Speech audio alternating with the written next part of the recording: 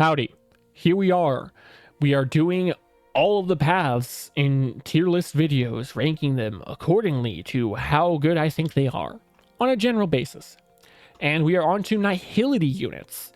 Quite a few here. We will be including Cypher, even though she's not out, but I won't spoil too much about her, I don't think. Or maybe I will. Actually, you know, no, she's in the game. I can talk about her freely because she was in that event. Easy. Yes. So let us start with Pella. Pella is a comfortable A tier. She's aged really well. She's extremely good free to play. She doesn't need her Eidolons. She's got crazy good 4-star light cone options. She's all around a very strong character. She can have good personal damage if you build her to be like that. She is really skill point positive.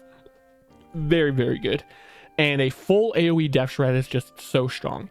Because it's Def Shred and it's AoE, she also works in pretty much any team, which is nice. She's very versatile, and you can't really go wrong with building her. Even nowadays, people still use Pella.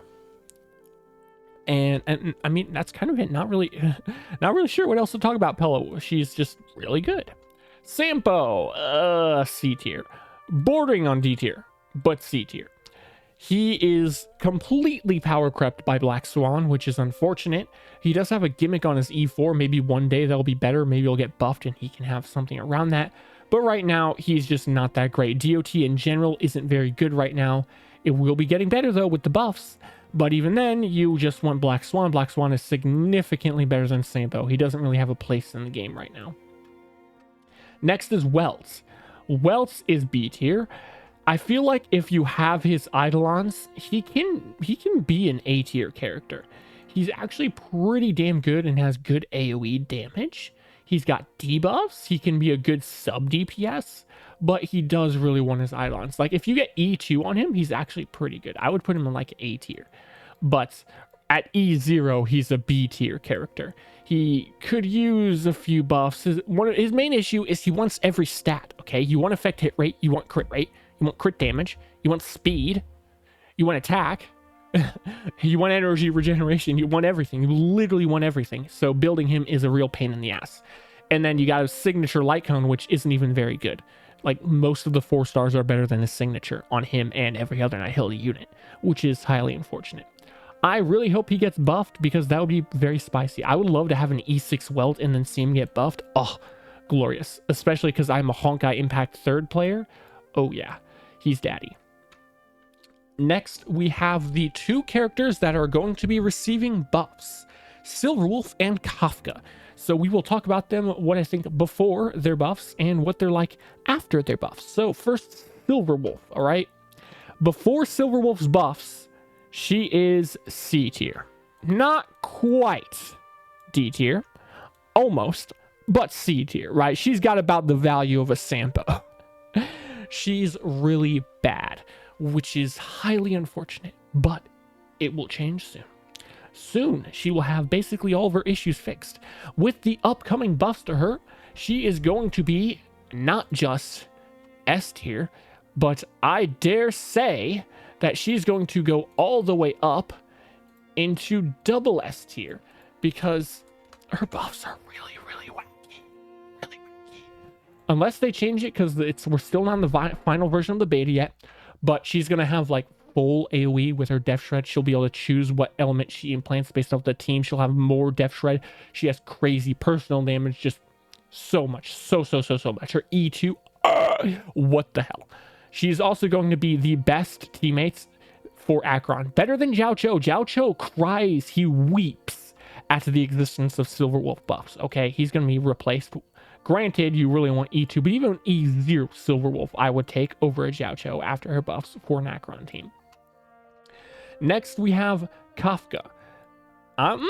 Well, when it came to Blade, I left Blade lower, but I'm going to leave Silverwolf up here just because she's about to get buffed, okay?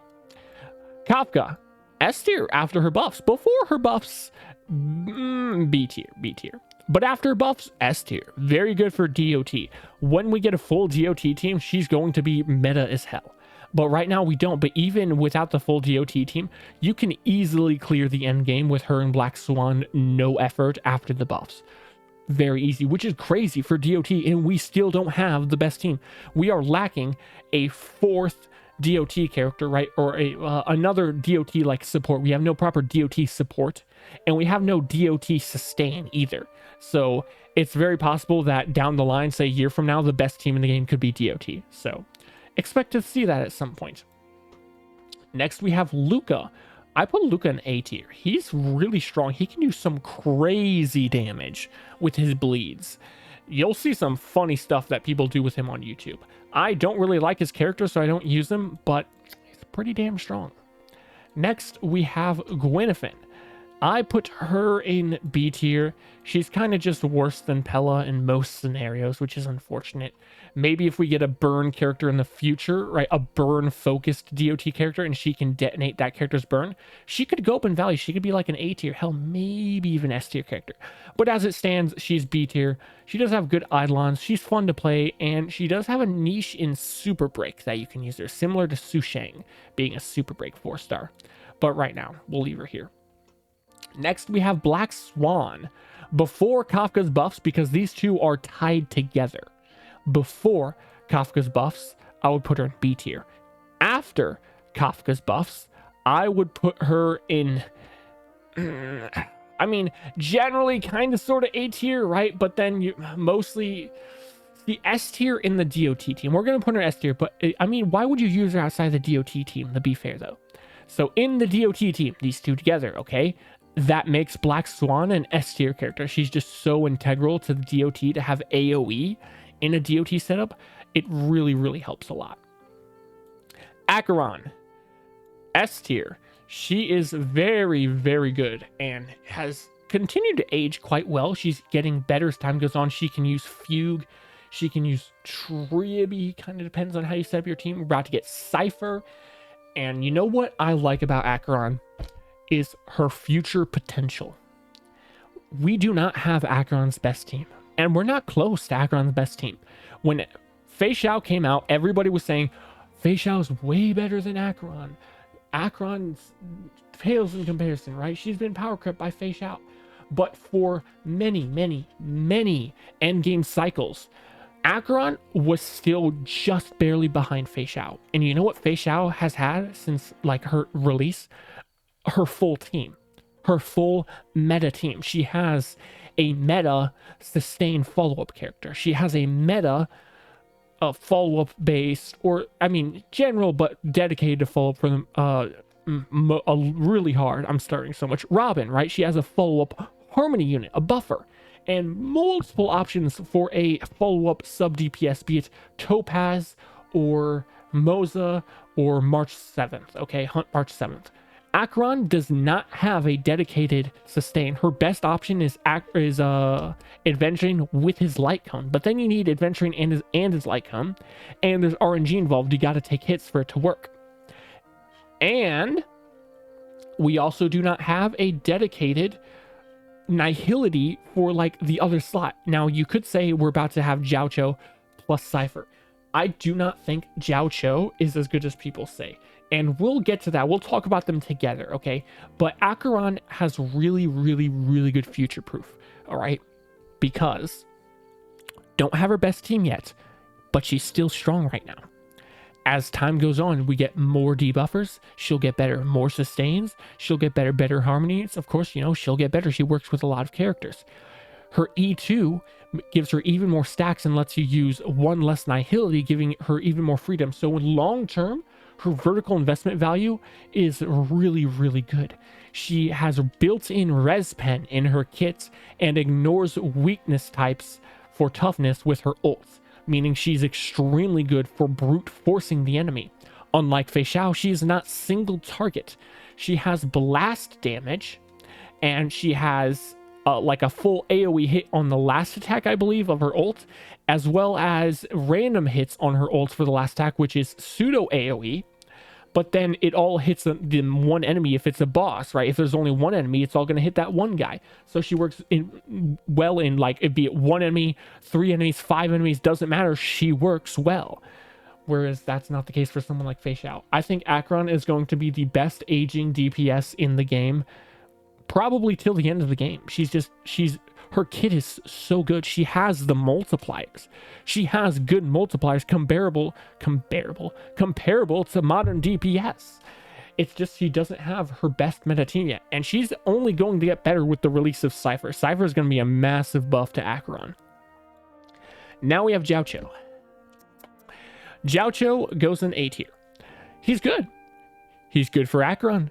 He has more general value than most people seem to think. He's kind of just a fire version of Pella, so you can use him in most scenarios where you would use Pella. He's really good generally, but he's not as good as I would say a lot of people say he is with Acheron. I say he is underrated outside of Acheron teams and overrated in Acheron teams. Now, the reason for that is he generates a lot of stacks, yes, but there's a big but in there, which is the enemy has to take action. That's an issue. You know why? We're getting enemies that don't take action with their like clones. Okay, you got the Flame Reaver. His clones, you know what they're not doing? They're not taking action. Nikador, his spears, you know what they're not doing? They're not taking action. Meaning he's not able to generate stacks that way. On top of that, that means the enemy has to act. We are in an era where speed and action advance dominates. So if you can build a crazy hyperspeed team in the long run, okay, I mean, it's not easy to do, but if you want to build a hyperspeed team, don't let the enemy take action. All of a sudden, Jiaoqiu's stack building does nothing, okay? I've been working on a team with my friend Dom for a while now. Like, we've been long-term planning out what he's doing because he started the game a couple months ago for what he's going to do for an Acheron team. He's building, in the long run, a hyperspeed Acheron team. And the enemy's not going to take an action, all right? They're going to die before they can do anything. So Jiaoqiu has no value there. So he could easily be power crept by another unit. Now, as it stands, currently, he is still the best Acheron teammate. But he's going to get replaced at some point. We're going to get Cypher, who's going to be really good. I think Cypher is going to be better than Jiaoqiu, in my opinion. We're going to get Silverwolf. E0 Silverwolf is already crazy good. E2 Silverwolf will be Acheron's best teammate until the game dies. Her E2 is ridiculous. Unless they change it, her buffed E2 is ridiculous. So I don't think Jiaoqiu is all that. He's probably going to go down. As time goes on, he'll probably go down to like B tier. But right now, we'll leave him in A tier. 2 units left. Fugue. S tier. You know, I'd say, really, she's on a similar level to HMC. I don't think she's that much better, but I also put HMC in S tier. She has unique stuff that HMC doesn't do. HMC has stuff, though, that she doesn't do. Like, he gets ults faster. He's got more personal damage. He can use DDD. But she gets the extra toughness bar. She's got the Death Shred. She can, make a teammate apply debuffs, which can do some niche stuff in an Acheron team. And with the extra toughness bar, that can help with the kits for Rappa or Boot Hill, though it does much less for someone like Firefly. So very strong, nice to have, because then you don't have to use HMC. Like, if you want to use RMC, but you still want a Super Break team, now you got to get Fugue, okay? Get Fugue, there you go. You got the Super Break enabler. Very good character. And the final character, Cypher. I put Cypher in S tier, above Jiaoqiu, yes. She is very universal. In most teams that you put her in, she's not going to be the best in slot necessarily, but she is extremely universal. She works in follow-up attack teams. She works as a main DPS. She works as a sub DPS. She works as dual DPS. She works in debuff stacking teams. She works in Acheron teams. She works in Super Break teams because of how True Damage actually works on Super Break. She literally works in everything. She has crazy fast speed. She'll generate a ton of stacks for Acheron. She's got arguably the best light cone in the game, not just for her. Her light cone in general is like the best in slot option for half of these characters. She's very, very juicy. And her E1 is really, really, really, really good. Really good.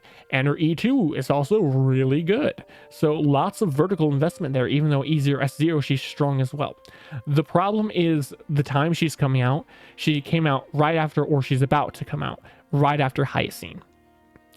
And Hyacine is Hyacine. And next we're getting Phynon and the Fate collab with Saber and Archer. she could not have come out at a worse time. So I think most people are going to skip Cypher, but I do believe she has a lot of value, though I don't think she's necessary. If you're an Acheron main, I would pull Cypher, but if you're not, you don't need Cypher. If you have E2 Acheron and you only need one Nihility, honestly, I would go Acheron, Tribby, and Silverwolf after her buff. I think Silverwolf after buff is better than Cypher. But if you have an E0 Acheron, then I think your best team for her would be Silverwolf post buff and Cypher together instead of Jiao Cho there. So it really depends, but she's still pretty good. Very solid character. And that's it. We have finished the list. No characters in D tier from Nihility. Wow, big whoa. I don't know the order of which I'm posting these, but for recording time wise, this is the last one. We finished it all. Remember, this is objective. Sorry, no, subjective. No, it's objective. This is a tier list. It's subjective, okay? Not objective. Don't get your panties in a wad. If you have any thoughts, let me know in the comments down below. I'm always open to have my mind changed. But that's going to do it. If you like the video, then leave a like and subscribe. Adios.